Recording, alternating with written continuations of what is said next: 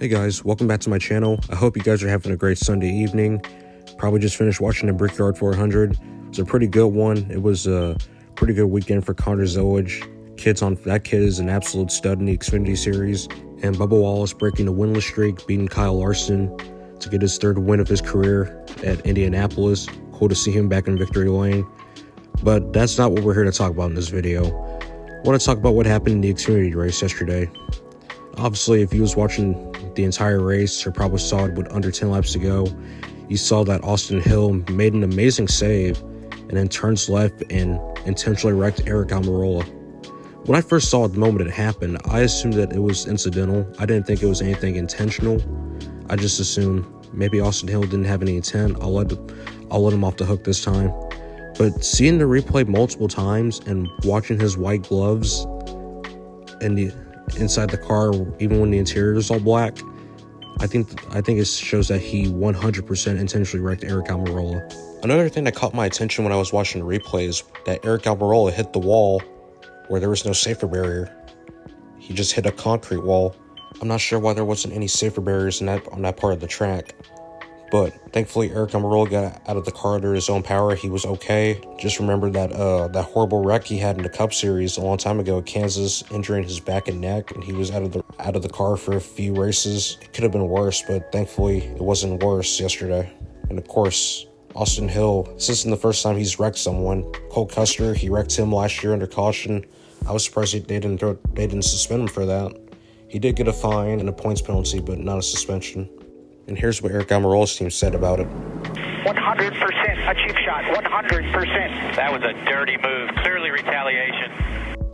Even Eric Almirola himself mentioned that it was one of the hardest hits he's ever taken in his NASCAR career during the interview after he got checked and released. And earlier in the year, NASCAR set a precedent saying if you intentionally right rear hook someone, not only will you get suspended, but you'll also lose all your playoff points. And Austin Hill has won 3 races so far this season. And if he were to get suspended, which I hope it happens, he will lose all the playoff points he's earned throughout the season, and he won't earn any more throughout the regular season. So he really screwed himself over and literally kicked himself in his butt. And NASCAR didn't like the move, so they held him for 5 laps for reckless aggressive driving or aggressive reckless driving, either one. And he went on a crazy rant. All right, they're going to hold us for 5 laps for reckless driving. Oh, they can go themselves. NASCAR. That is bull. I'm sideways. I go to correct it back to the left. It gets locked to the left, and I can run into the 19. Well, I don't think that's going to help at all. I do think he's going to get suspended, not just because of the right rear hooking, but also that foul language to NASCAR. Phew, I bet they won't like that. But we have seen drivers get suspended over the years. Matt Kenseth back in 2015 for wrecking Joey Logano, 2-race suspension. Johnny Sauter spinning out Austin Hill in the truck race back in 2019. Bubba Wallace taking out Kyle Larson back in 2022. Chase Elliott wrecking Denny Hamlin at the Coke 600 back in 2023. And of course, Austin Dillon wrecking both Logano and Hamlin for the win at Richmond. And while people think that he should have been suspended, I do think taking away the playoff eligibility and letting him keep the win was the right decision, in my opinion. I don't condone what he did, but I do think that was a better punishment.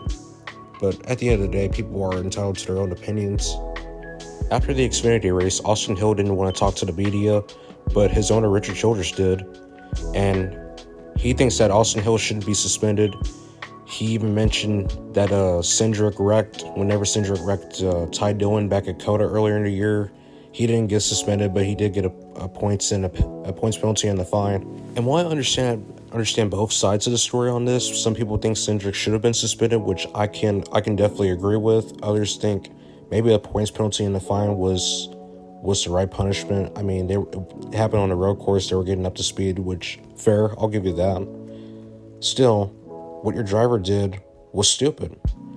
Like, look, it's one thing to defend your driver and have their back, but when they do something stupid on track by wrecking someone and possibly having someone injured, and you're defending him and saying things like they shouldn't suspend him, it's insane.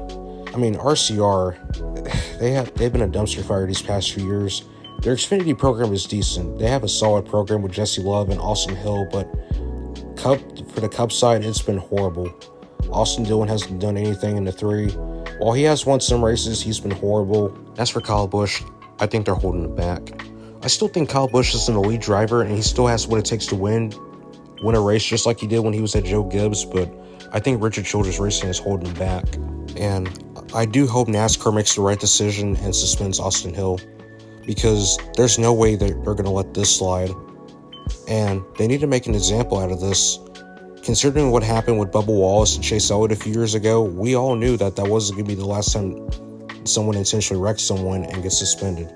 And while I do think last year Austin Hill should have been suspended for wrecking Cole Custer under caution, they need to make an example. And I have nothing against Austin Hill. I think he's a decent Xfinity driver, but this is insane, and I do hope he gets the punishment he needs.